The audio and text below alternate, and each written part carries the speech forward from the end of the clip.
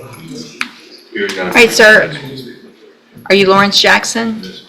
Are you sick right now, Mr. Jackson? No, ma'am. I just said that. Yeah, pull it down so I can hear you better for now. Thank you. And Mr. Jackson was previously in court in cause numbers 24 DCCR 1669 and 25 DCCR 0189. Entered pleas of guilty on each of those cases of driving while intoxicated, third or more. I've received the pre-sentence report. Has everyone had an opportunity to review the report? We have, Your Honor. Yes, sir. Are there any additions or corrections? No, Your Honor. Not from the state. I guess this is just somewhat lucky because one happened before the other one was. All right, Mr. Jackson, I'm going to follow the agreement that you made with the district attorney. I'm going to find in each of your cases that you entered your pleas of guilty freely and voluntarily. I'm going to find sufficient evidence in each case to find you guilty. In cause number 24, DCCR 1669, find you guilty of driving while intoxicated, third or more. Sentence you in accordance with your agreement to a term of 10 years in prison, but I'm going to probate that. You'll be on probation for 10 years. You're ordered to pay a $500 fine and to follow all of the rules and conditions of probation, which includes entering and successfully completing the safety program. In cause number 25, DCCR 0189, also find sufficient evidence to find you guilty, and at this time find you guilty of driving while intoxicated. Sentence you in accordance with that agreement to a term of 10 years in prison, but suspend that, place you on probation for 10 years. You're also ordered to pay a $500 fine in that case and follow all of the rules and conditions of probation, including entering and successfully completing the safety program. If you do everything that you're supposed to on these probations and you're successful, then for all practical purposes, your case here in court is over. You'll be able to serve that 10-year sentence while you're out on probation. The other side of that, though, is if you violate any condition of probation at all, you can be brought back into court and you can be facing that 10-year sentence that you've already agreed to. Do you understand? I only have one of, I don't know if y'all can get to it. I need the certification in 1669. I'm going to hand you the trial court certifications in each case that shows that these were agreements that I followed, and so you've waived your right to appeal. I've also handed you a written admonishment regarding your ineligibility to possess a firearm or ammunition. It's okay. Because of the judgment entered against you, you're ineligible under Texas law to possess a firearm or ammunition. Possession of a firearm or ammunition could lead to charges against you. Firearm is a legal term, and you should read that written admonishment I provide you to see what devices qualify as a firearm. If you have questions about the laws that make you ineligible to possess a firearm or ammunition, or about how long that lasts, you can talk with Mr. Rojas. All right, good luck to you, sir, and we'll get that other copy in a little bit. That's just a fill out one. We'll get it. He has the one. Can you make a note? I've started noticing on this one. Good morning. You're Hillary Lawrence. And will your client waive the formal reading of the indictment? No, Your Honor.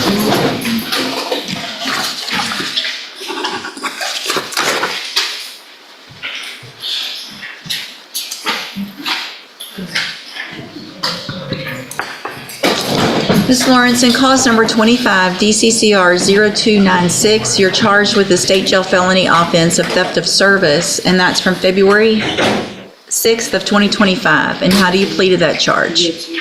Are you pleading guilty freely and voluntarily? And are you pleading guilty because you did what they charged you with?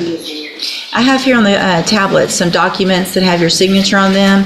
Before you signed these, did you go over them with Mr. Parker? Do you fully understand them? And do you understand, if I follow the agreement that you made with the district attorney, that you'll be waiving or giving up any right to appeal? Bless you. And it looks like the agreement that you've reached is for a 5-year deferred adjudicated probation. There would not be a fine, but there would be restitution, and that would be determined before sentencing. Is that correct? Y'all don't know the amount? Yes, that's correct, Your Honor. Okay. Is that your understanding of the agreement?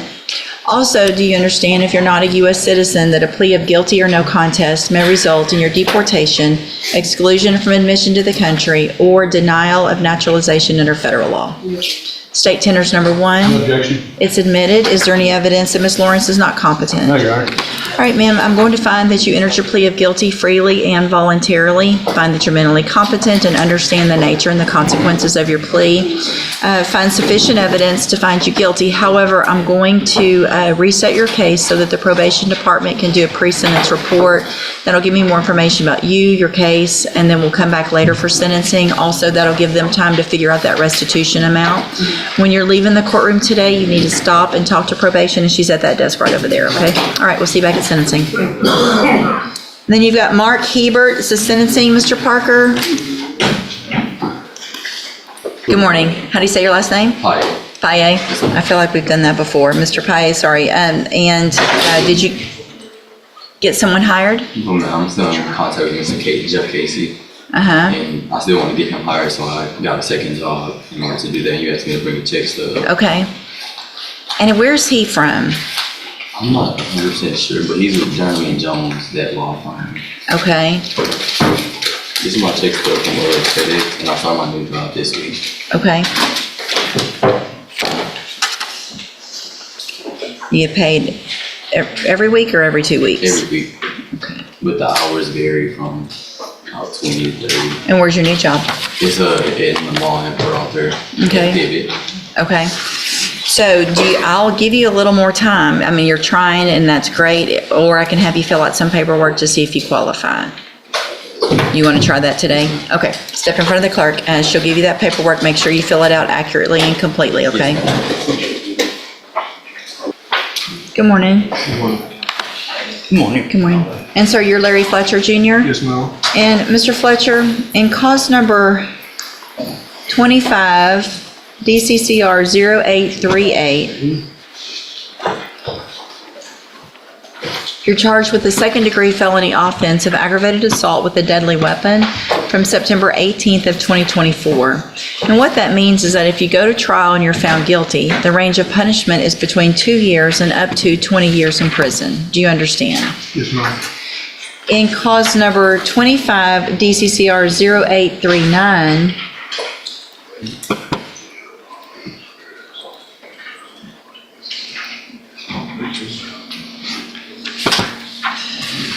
you're charged with the second-degree felony offense of manslaughter from September 18th of 2024. And what that means is that if you go to trial and you're found guilty, the range of punishment would be between 2 years and up to 20 years. Do you understand? Yes, ma'am. And then finally, in cause number 21, so we've got a motion to revoke probation in that one. Okay. Okay, what I do is just go through the motion at this point. I think Mr. Holman said that he would rather proceed on the MTRP first. Well, the MTRP is based solely on these allegations. So it would be a and so- whole trial. Yeah. Additionally, if the MTRP was adjudicated prior to this case going to trial, arguably it could foreclose an application for probation by the defendant, so. That, I'm not worried about that because if it, Either. no, I guess I just don't want to.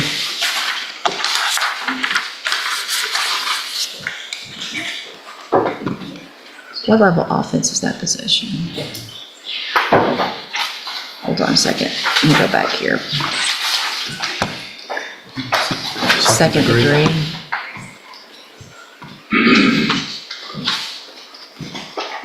Where's Mr. Coleman I'm upstairs. to get ready? A lot of times I want to do the motion first just because it depends on what the allegations are. I don't want to try to have to find 2 days for a hearing and hear all the evidence that we're then going to have to turn around and potentially hear in a trial if it's not likely to be dispositive. I don't.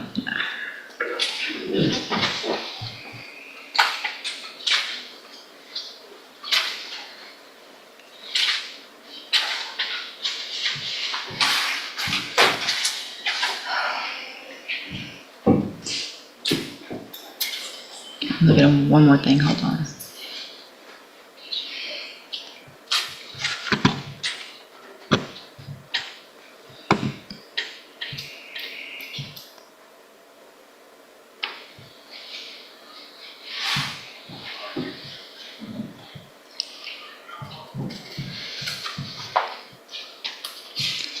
Yeah, on this one, I don't know that that makes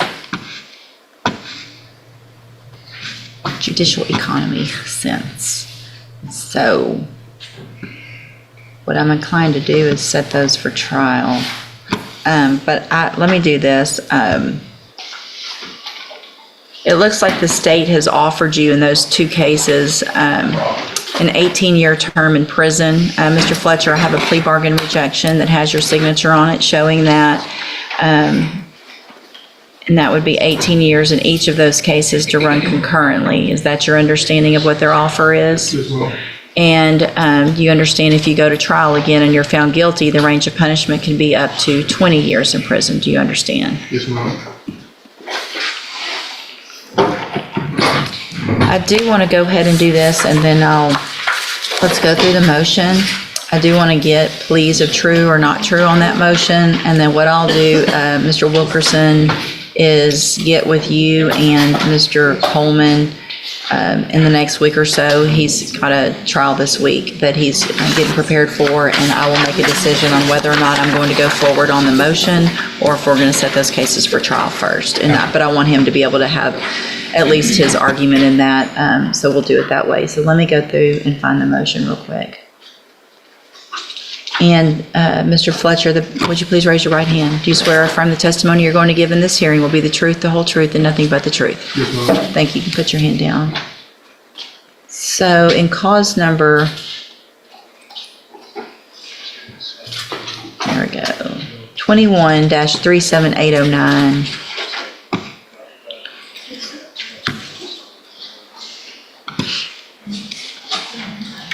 I have a motion to revoke your unadjudicated probation. Shows that you were placed on probation October 11th of 2021 for the second-degree felony offense of possession of a controlled substance, and that was a 5-year deferred probation. Is that correct? Yes, ma'am. It alleges that you violated your probation. Count 1 alleges that you committed the offense of manslaughter on September 18th of 2024, and is that true or not true? Not true. Count 2 alleges that you committed the offense of criminally negligent homicide September 18th of 2024, and is that true or not true? Not true. Count 3 alleges that you committed the offense of aggravated assault with a deadly weapon September 18th of 2024, and is that true or not true? Not true. Count 4 alleges that you committed the offense of possession of marijuana on July 4th of 2023, and is that true or not true? True. Count 5 alleges that you committed the offense of unlawful carrying a weapon on July 4th of 2023, and is that true or not true? Not true. All right, did you enter your plea of true to count 4 freely and voluntarily? Yes, ma'am. And did you plead true to that count because it's actually true? Yes, ma'am. All right, then I'm going to find that you entered your plea of true to count 4 freely and voluntarily, find that count true, find sufficient evidence to find you guilty and revoke your probation. However, what I'm going to do is reset this for now. Just make a note for me to decide what I'm resetting it to and put it on my desk, and I'll get an email or a call, Mr. Wilkerson, with you and Mr. Coleman within the next couple of days, and we'll figure out if I'm going to set it for a hearing and what amount of time that would need on the motion, or if I'm going to set it for trial on the new cases first. Okay. All right? And we'll stay in touch with Mr. Wilkerson and your bondsman, and they'll let you know when you need to be back, and he'll let you know what it's going to be for and all of that. Yes, ma'am. Okay? You're free to go. We need a print, please. Good morning. Are you Christian Ainsworth? Yes, ma'am. And Mr. Ainsworth, did you get someone hired? I did. Speak up. No, ma'am, but I did talk to 3 attorneys. Who'd you talk to? The law office of James, Macon, Attorney Williams, Marcus Wilkerson, and the law office of Brittany. Okay. And where are you on being able to get someone hired? It's not looking likely, but I mean, Are you working? yes, ma'am, I am working. Okay. Where do you work? Raising Canes, Okay. Full-time? part-time. All right. What do you do the other part-time? I was in school, just, right now I'm in school. You're not in school? Sounds like you need to go get another part-time if you're not in school, This one, right? this one. I mean, it'd be great if you were in school. It would, I was thinking about going back this semester, but my mind hasn't been in the right spot. Okay. Obviously, you know that that'll help you and get your mind in the right spot if you're all that extra time you have is doing nothing to get your mind in a better place, right? Yes, ma'am. So I'm going to reset your case one more time. See if you can save. Listen. I feel like, can I say something? What? I just feel like my life on hold with this case. Like, it's been getting reset, like, and I just, You want to know why it's getting reset? because you give me time to find a lawyer. Right. Go get another job. If you're working part-time, you have time to get another job. It's not that. And if you're working 2 jobs and you still can't afford one, I'll give you a court-appointed attorney. But I'm not just going to hand it to you because you're hanging out for 3/4 of the day and working part-time at Raising Cane's. I work every day. I just don't work. That's fine. No excuses. No excuses. Bring me do 2 things for me. Number 1, try to get more hours there. Bring me a pay stub to show me what you're doing when you come back. Talk to some other attorneys just to see what they charge so you have some options. And see if there's something else out there and just tell me where you've applied for some other jobs, all right? Show me that you're trying harder and then I'll help you. Does that make sense? Step in front of the clerk, she'll give you a reset notice. All right, you're Julia Schultz, and this is 24 DCCR 2290. What is the announcement? Judge, if we may just have one final reset, I have no reason to believe that we don't have the case disposed of. There's a hearing tomorrow down the hall in family court that will get some finalized paperwork signed, et cetera, that I need to make the offer of extended, but I don't have any reason to believe that we're not going to work it out. Okay. That's my understanding. Obviously, it's been going on for quite some time, so Yes. this will be the last reset. Something needs to get worked out before that, by that next court date. Will. Okay? Okay. Stay in touch with Mr. Samuel. He'll let you know when you need to be back. Thank you. Thank you. Good morning. Are you Lucius LaFleur? Yes, ma'am. And will your client waive the formal reading of the motion? He will, Your Honor. Mr. LaFleur, in cause number 20-33730, I have a motion to revoke your community supervision. This shows that you were placed on probation November 3rd of 2021 for the 3rd-degree felony offense of theft of material, and that was a 7-year term in prison that was probated for 10 years. Is that correct? Sure. And the motion alleges that you violated your probation. Count 1 alleges that you committed the new offense of a Class A misdemeanor assault September 11th of 2023 in Angelina County, Texas. And is that true or not true? True. Count 2 alleges that you committed the offense of possession of a controlled substance January 23rd of 2024 in Angelina County, Texas. And is that true or not true? True. Count 3 alleges that you failed to report to the Jefferson County Probation Department by mail or online for the months of April, May, June, July, August, September, October, November, and December of 2023 and January of 2024. And is that true or not true? True. You guys have an agreement, right? Do I need to keep going, Mr. Coleman? That's what I was looking for. The state will waive the remaining counts. All right, so stay abandoned 4 through 6. Mr. LaFleur, did you enter your pleas of true to counts 1, 2, and 3 freely and voluntarily? True. And did you plead true to those counts because they're actually true? True. I have here on the tablet some documents that have your signature on them that the state has marked as exhibit number 1. Before you signed these, did you go over them with Mr. Rojas? True. Yes, I did. Thank you. And do you fully understand them? Yes, I did. And do you understand if I follow the agreement that you made with the district attorney that you will be waiving or giving up any right to appeal? True. State tenders number 1.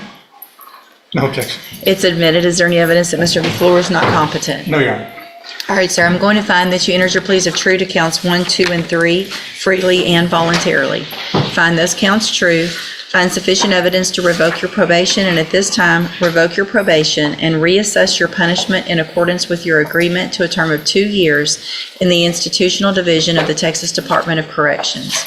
You will receive credit on that sentence for any time that you've been in custody that the law gives you the right to receive.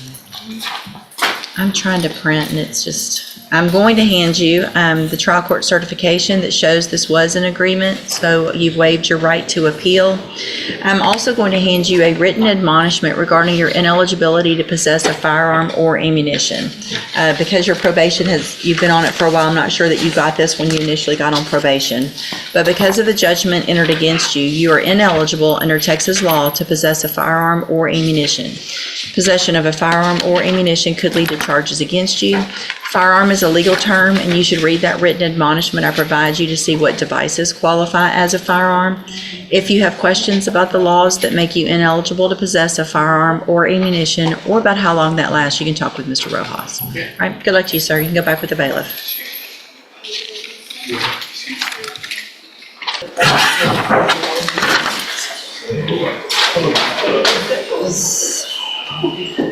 Good morning, sir. You're Brandon Broussard, and this is 24 DCCR 1150. Mr. Broussard's charged with aggravated assault causing serious bodily injury. Mr. Galmore, what is the announcement? Judge, we're asking for another announcement day just to continue going over the evidence and getting with the state, see if we can resolve this without putting on the docket. All right, looks like you've been on since June. I'll do one more.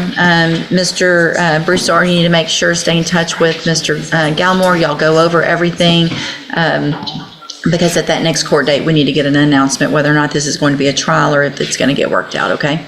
All right, we'll see you at the next court date. Thank you, Judge, that's all I have. Thank you. Good morning. You are Brian Tipton, and will your client waive the formal reading of the indictment? He does.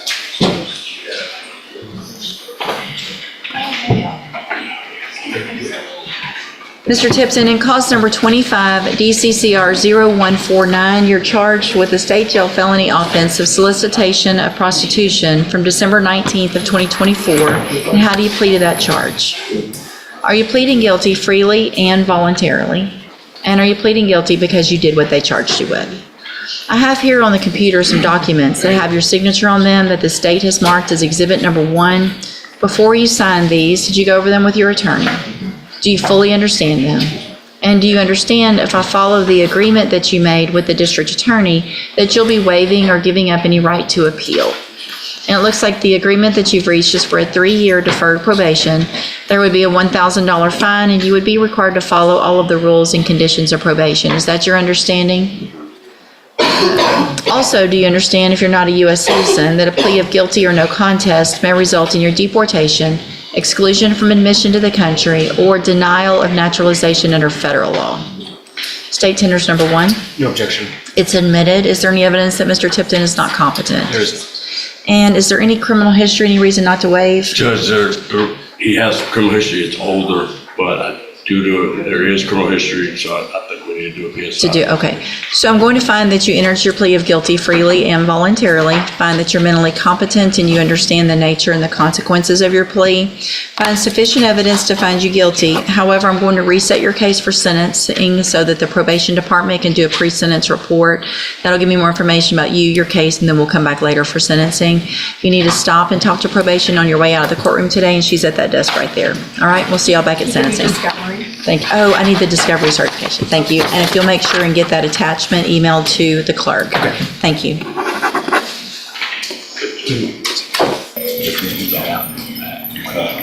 Good morning, sir. Are you Robert Hebert? Yes, ma'am. And will your client waive the formal reading of the indictment? Yes, Your Honor.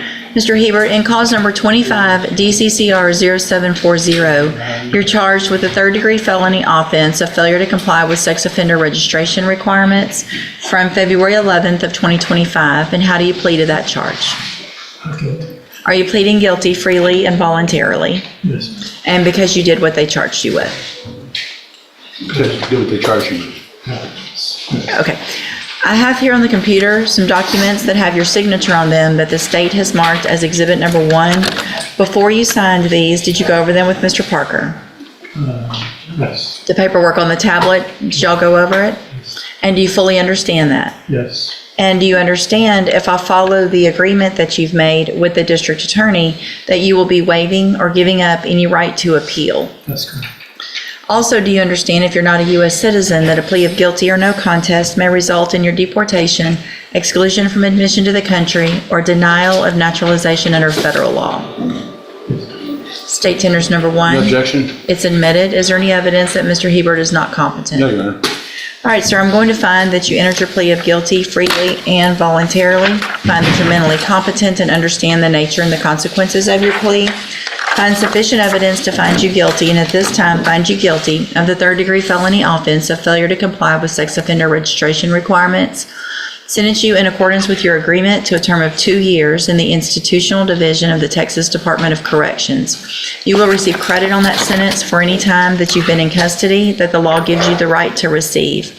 I have handed you the trial court certification that shows that this was an agreement that I followed, so you waived your right to appeal. I've also handed you a written admonishment regarding your ineligibility to possess a firearm or ammunition. Because of the judgment entered against you, you're ineligible under Texas law to possess a firearm or ammunition. Possession of a firearm or ammunition could lead to charges against you. Firearm is a legal term, and you should read the written admonishment I provide you to see what devices qualify as a firearm. If you have questions about the laws that make you ineligible to possess a firearm or ammunition, or about how long that lasts, you can talk with Mr. Parker. All right, good luck to you, sir. You can go back with the bailiff. See, Brandon Henderson. Judge, you could. I don't know, they'll figure. Good morning, ma'am. Good morning. You're Norberto Armenta, Yes, ma'am.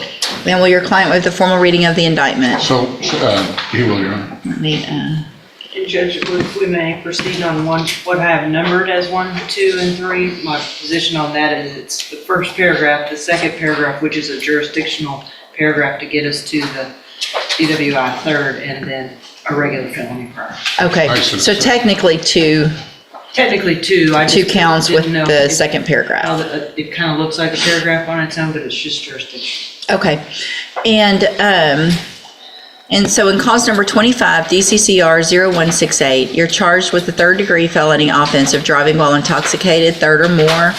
That's from April 25th of 2024. The indictment alleges you were previously convicted of driving while intoxicated February 5th of 1998 in Harris County, Texas, February 6th of 2008 in Harris County, Texas, and then again September 8th of 2023 in Harris County, Texas. And then the second count in this indictment alleges that you were previously convicted of possession of a controlled substance, second-degree felony, June 24th of 2004. And how do you plead to that charge? Guilty. And are all those prior convictions that I read out for DWI as well as the possession of a controlled substance true? Yes, ma'am. Did you enter your plea of guilty and true freely and voluntarily? Yes, ma'am. And because you did what they charged you with? Yes, ma'am. I have here on the computer tablet some documents that have your signature on them that the state has marked as exhibit number 1. Before you signed these, did you go over them with Mr. Kimler? Yes, ma'am. Do you fully understand them? Yes, ma'am. And do you understand, if I follow the agreement that you've made with the district attorney, that you will be waiving or giving up any right to appeal? Yes, ma'am. And it looks like the agreement that you've reached is for a cap of 12 years in prison. And I want to make sure you understand what that means is you're leaving your punishment up to me. And as long as I don't give you more than 12 years in prison, then you can't appeal. If I can give you 12, I can give you less. It'll depend on the information that's brought to me at a sentencing hearing. Yes, ma'am. You have an absolute right to have a jury come in and determine 2 things. The first is to determine if you're guilty or not, and then you could leave your punishment up to that jury. If we go forward this way, you're waiving that, and is that what you want to do? Yes, ma'am. It shows also as part of this agreement that the state will dismiss cause number 25, DCCR 0169, and it will run concurrently with any other felonies that you are currently serving time on. Is that your understanding? Yes, ma'am. Do you also understand if you're not a U.S. citizen, a plea of guilty or no contest may result in your deportation, exclusion from admission to the country, or denial of naturalization under federal law? Yes, ma'am. State tenders number 1. Without objection. It's admitted. Is there any evidence that Mr. Armenta is not competent? No, I don't worry about it. All right, sir, I'm going to find that you entered your plea of guilty and true freely and voluntarily. Find that you're mentally competent and understand the nature and the consequences of your plea.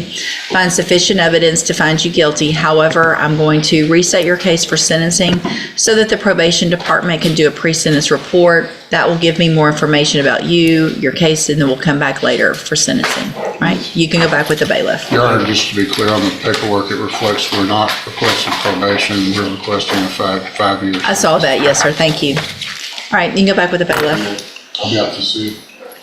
Good morning, are you Jarrett Matthews?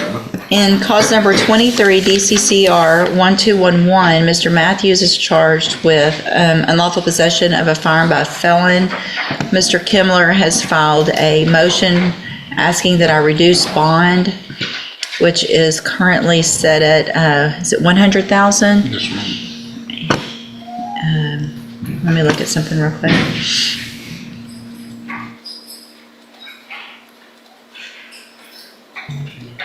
Mr. Kimmler, you may proceed. Do you, are you going to call your client? Yes, Your Honor. Mr. Matthews, best you can, please raise your right hand.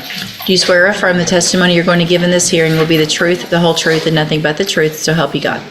Thank you. Go ahead, Mr. Kimmler. Mr. Matthews, where do you live? Where do you reside? Lake Charles, Louisiana, And how long have you lived here? since I was born. And you were passing through on Interstate 10 when you got this case, is that correct? Yes, sir. Why is your bond at $100,000? What's your understanding of all this? Put that down. I missed court. I had bonded out, my bond was 30,000, and I bonded out, but I had a old case in Louisiana. Calcasieu Parish? Yes, sir. No, Jeff Davis Parish. Jefferson Davis Parish, all right. And I took time on that case. So you received a sentence in Jefferson Davis Parish? Yes, sir. And how long was that sentence and when did you receive it? It was a 4-year sentence, and I turned myself in March 18th of 2024. All right, and then how long were you in the Louisiana Department of Corrections incarcerated? Till about 3 weeks ago. Okay. And so did you discharge your Louisiana sentence? Yes, sir. I was extradited here. And then you were extradited here from Louisiana? Yes, sir. So if you missed a court date here, was that, to your understanding, that was a time when you were incarcerated in Louisiana? Yes, sir. I notified my lawyer and the bondsman the day I turned myself in. Well, I notified my lawyer. Who was your lawyer over here? Charles Rojas. And you let Mr. Rojas know that you were going into custody in Yes, sir. Louisiana? And it doesn't look like it was a bond forfeiture. I think it was an at-large without proper bond because he was Out of state. out of state in custody, is what it looks like to me. Well, in any case, Your Honor, wasn't in court, wasn't voluntary, so we would ask the court to reinstate the original bond.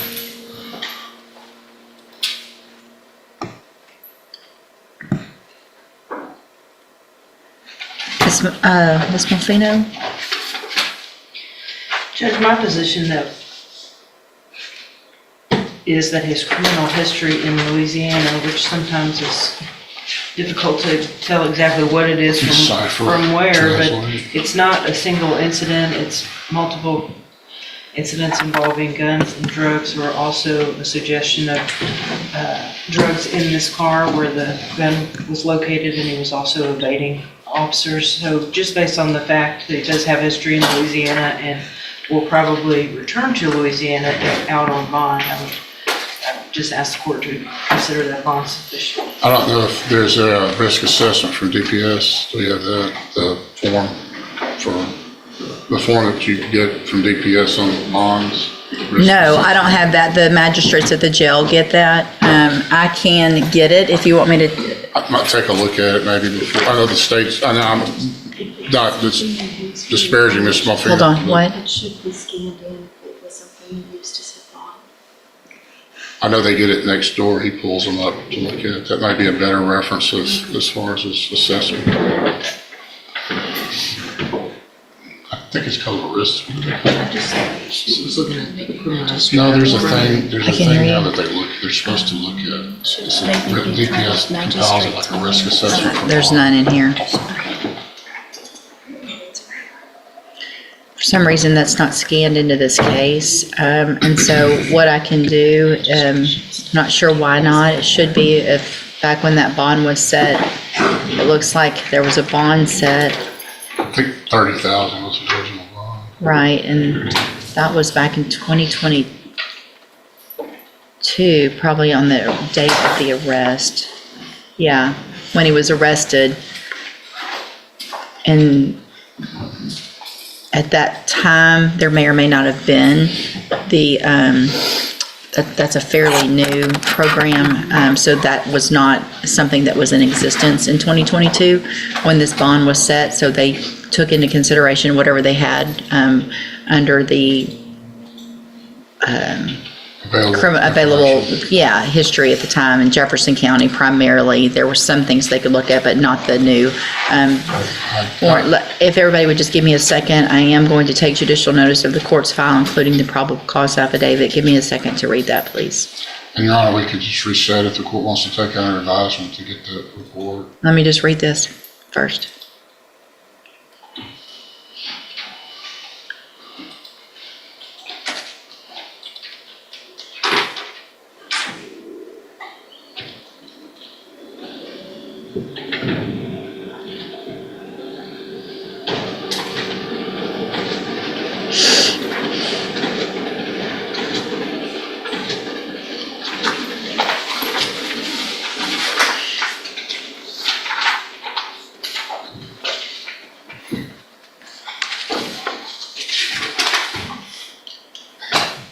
Did you ever compete at Old Girls back time?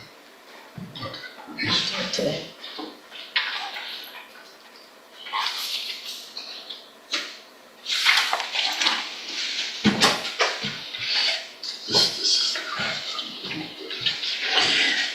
Yeah, I think it's probably important that I look at this. Honestly, Mr. Kimler, I'm not sure that it's going to be a positive or a negative. I'm not real sure based on what I'm reading and what potential criminal history there is that the $100,000 bond is sufficient, honestly. Okay. So, I Well, mean. it's not my intent to get the court to raise the. Well, if you want me to look at everything, I will take a look at it. And so I'm going to reset it 1 week. I'll get them to do that.